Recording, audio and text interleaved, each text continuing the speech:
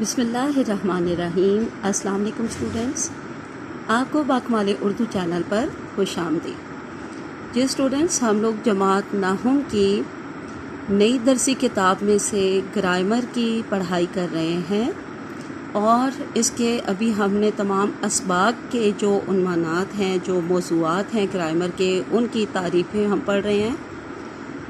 آج ہم حروف کی اقسام پڑھیں گے، جو کہ سبق نمبر 1 میں 5 اقسام موجود ہیں حروف کی، سبق نمبر 2 میں بھی 5 اقسام ہیں، اور سبق نمبر 3 میں 7 ہیں۔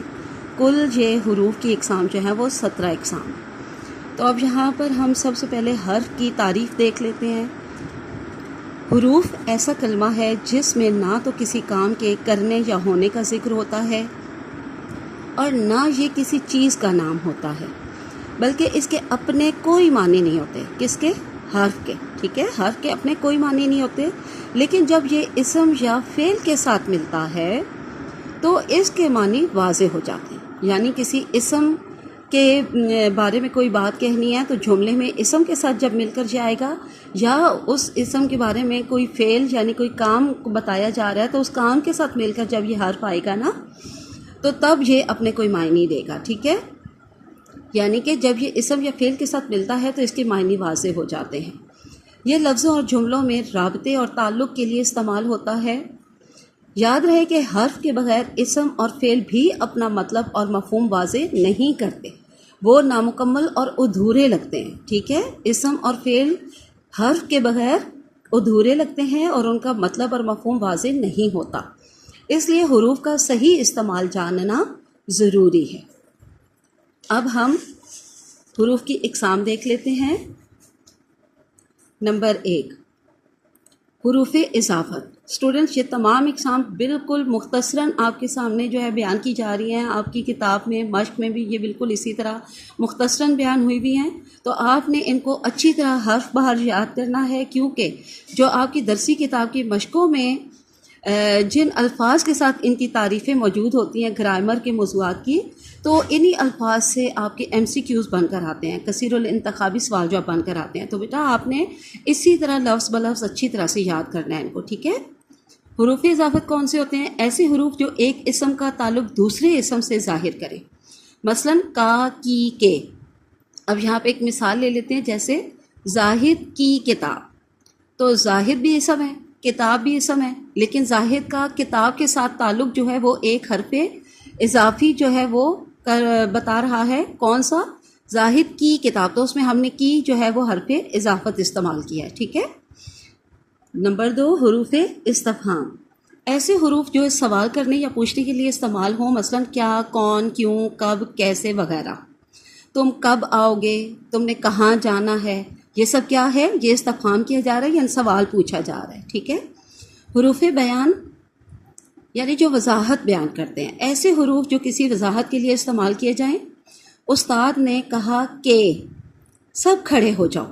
اب استاد نے کہا ہے نا کہ سب کھڑے ہو جائیں، لیکن سب کھڑے ہو جاؤ کی وضاحت کون سا حرف کر رہا ہے؟ کہ۔ استاد نے کہا کہ سب کھڑے ہو جاؤ، تو اس مثال میں حرف کے جو ہے وہ حرف بیان ہے، یعنی اگلا بیان جو ہے اس کو واضح کر رہا ہے۔ حروف جار، وہ حروف جو کسی اسم کو فعل سے ملاتے ہیں، مثلا کتاب میز پر رکھ دو۔ اس مثال میں پر حرف جار ہے۔ ٹھیک ہے، اسم کو فعل کے ساتھ ملانے والا جو حرف ہے وہ کون سا ہے؟ اب اسم کتاب ہے، اور رکھنے کا کام یعنی کہ فعل جو ہے وہ کس حرف سے ملایا جا رہا ہے؟ پر سے، تو پر حرف جار ہے۔ اسی طرح کو، سے، تک، نے، میں وغیرہ حروف جار ہیں۔ حروف جار رابطے کے لیے استعمال ہوتے ہیں۔ اب ہم 5ویں قسم دیکھتے ہیں، حروف شرط و جزا۔ بیٹا ناموں سے ہی آپ کو اندازہ ہو جائے گا کہ یہ کون سے حروف ہیں، آپ نے ناموں کی پہچان کے ساتھ ان کی تعریفیں اور مثالیں یاد کرنی ہیں۔ ٹھیک ہے، وہ حروف جو کسی شرط یا وضاحت کے لیے استعمال ہوں، مثلا اگر محنت کرو گے تو کامیابی ملے گی۔ اس مثال میں کون سا حرف جو ہے وہ شرط بنا رہا ہے؟ اگر۔ اس مثال میں اگر حرف شرط ہے، اسی طرح اگر، اگرچہ، جب، جب تک، تا وقت، یہ کہ، جو ہی وغیرہ حروف شرط ہیں۔ نمبر 6 ہے حروف ندا۔ ندا کا معنی ہوتا ہے آواز یا پکار، ٹھیک ہے، آواز لگانا یا پکارنا۔ کسی کو پکارنے یا آواز دینے کے لیے استعمال ہونے والے حروف کو حروف ندا کہتے ہیں، مثلا یا اللہ، اے، اجی، او، ابے وغیرہ حروف ندا ہیں۔ جیسے کہ ہم کہتے ہیں یا اللہ ہم پر رحم فرما، تو یا اللہ کے حروف جو ہیں یہ پکارنے کے لیے استعمال کیے ہیں ہم نے، ہم اللہ تعالیٰ کو پکار رہے ہیں ان الفاظ سے، ان حروف سے۔ نمبر 7 دیکھیے حروف تعسف۔ اب تعسف کا مطلب ہوتا ہے افسردہ ہونا یا افسوس کرنا، ٹھیک ہے۔ یہ حروف غم یا افسوس کے اظہار کے لیے استعمال کیے جاتے ہیں، مثلا افسوس، حیف، وائے، ہائے، ہائے ہائے، اوف، ہے وغیرہ۔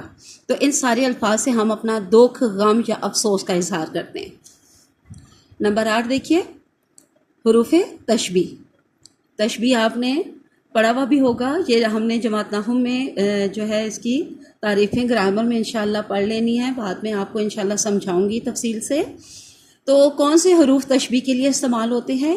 یہ حروف ایک شے کو دوسری شے کی طرح بنانے کے لیے، یعنی ایک شے کو دوسری شے جیسا بتانے کے لیے، ایک شے کو دوسری شے کی طرح کا بتانے کے لیے، اس کی مانند کا بتانے کے لیے استعمال ہوتے ہیں، مثلا کی مانند، جیسا، مثلا، کی طرح، سا وغیرہ۔ تو یہ سب جو ہے تشبیہ دینے کے لیے یہ حروف استعمال ہوتے ہیں۔ نمبر 9 حروف تحسین و انبساط۔ تحسین کا مطلب ہوتا ہے تعریف کرنا، انبساط کا مطلب ہوتا ہے مسرت یا خوشی۔ تو ایسے الفاظ جن سے تعریف کی جائے، ایسے حروف جو ہم تعریف کو واضح کریں اور ایسے حروف جو ہماری خوشی کو واضح کریں، ان کو حروف تحسین و انبساط کہتے ہیں۔ ان کو الگ الگ بھی پڑھا جا سکتا ہے اور اکٹھے بھی، تو میں نے ان کو اکٹھا کر دیا ہے۔ کسی کی تعریف یا خوشی کے اظہار کے لیے، ٹھیک ہے، کسی کی تعریف یعنی تحسین اور کسی کی خوشی یعنی انبساط کے اظہار کے لیے بولے جانے والے حروف کو حروف تحسین و انبساط کہتے ہیں، مثلا سبحان اللہ، شاباش، بہت خوب، واہ واہ، مرحبا، ماشاء اللہ وغیرہ۔ تو یہ ان سب الفاظ سے ہم تحسین و انبساط دکھا رہے ہیں اور اس کا اظہار کر رہے ہیں۔ نمبر 10 دیکھیے حروف نفرین۔ نفرین کا لفظ نفرت سے نکلا ہے، یعنی کسی سے نفرت دکھانا، حقارت دکھانا، کسی کو برا بھلا کہنا۔ ان جذبات کے اظہار کے لیے جو حروف جو ہے وہ استعمال کیے جاتے ہیں۔ ایسے حروف جو نفرت یا ملامت کے اظہار کے لیے استعمال ہوں، مثلا تف، لعنت ہو، پھٹکار، ہزار لعنت، آخ تھو وغیرہ۔ تو یہ سب جو ہے حروف نفرین ہے۔ اب نمبر 11 دیکھیں حروف تردید۔ وہ حروف جو تردید کریں، یعنی کہ وہ حروف جو دو باتوں میں سے کسی ایک کو اختیار کرنے کے موقع پر استعمال کیے جائیں، مثلا امیر ہو یا غریب، اچھا ہو کہ برا، خواہ سو جاؤ خواب کھیل لو، چاہے بیٹھ جاؤ چاہے کھڑے رہو، ہو یا ہو کے، خواہ چاہے، یہ سب جو حروف ہیں نا، یہ سب حروف تردید ہیں۔ نمبر 12 دیکھیے حروف اضراب۔ ایک بات کو ترقی دے کر اعلیٰ کو ادنا اور ادنا کو اعلیٰ بنا دینے والے جو حروف ہیں اور اس موقع پر جو بولے جانے والے حروف ہیں، ان کو حروف اضراب کہتے ہیں۔ مثلا وہ انسان نہیں بلکہ حیوان ہے، دیکھیے اس کو انسان سے حیوان بنا دیا، یعنی اعلیٰ سے ادنا بنا دیا۔ اس مثال میں حرف کون سا ہے حروف اضراب؟ وہ ہے بلکہ حرف اضراب ہے۔ اب نمبر 13 دیکھیے حروف تنبیہ۔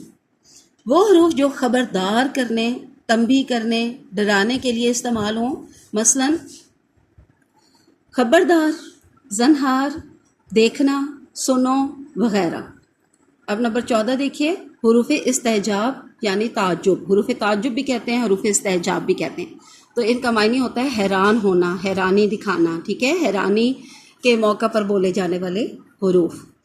تعجب اور حیرانی کے موقع پر استعمال ہونے والے حروف، مثلا اللہ اللہ، ارے، اللہ اکبر، اوہو، سبحان اللہ، ہاشا کلا وغیرہ۔ تو یہ سب حروف استعجاب ہے۔ اب نمبر 15 دیکھیے حروف قسم، یعنی جو ہم قسم کھاتے ہیں، وعدہ کرتے ہیں، تو اس کے لیے جو حروف استعمال ہوں، وہ حروف جو قسم کھانے کے لیے استعمال ہوں، مثلا بخدا، واللہ، یعنی اللہ کی قسم وغیرہ.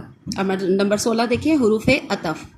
دو اسموں یا دو جملوں کو ملانے والے حروف مثلاً اور واو نیز وغیرہ. تو یہ سب حروف عطف ہیں. ٹھیک ہے، جیسے صبح و شام، تو صبح اور شام کے درمیان واو آ جاتا ہے، تو واو جو ہے وہ حروف عطف ہے.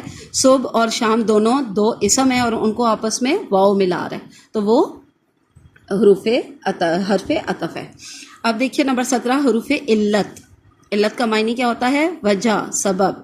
ایسے حروف جو دو جملوں کے درمیان آ کر پہلے جملے کا سبب یا وجہ بتائیں، مثلاً کیونکہ، چونکہ، جیسے، تاکہ، لہٰذا، اس لیے، بس وغیرہ. تو یہ سب حروف علت ہیں.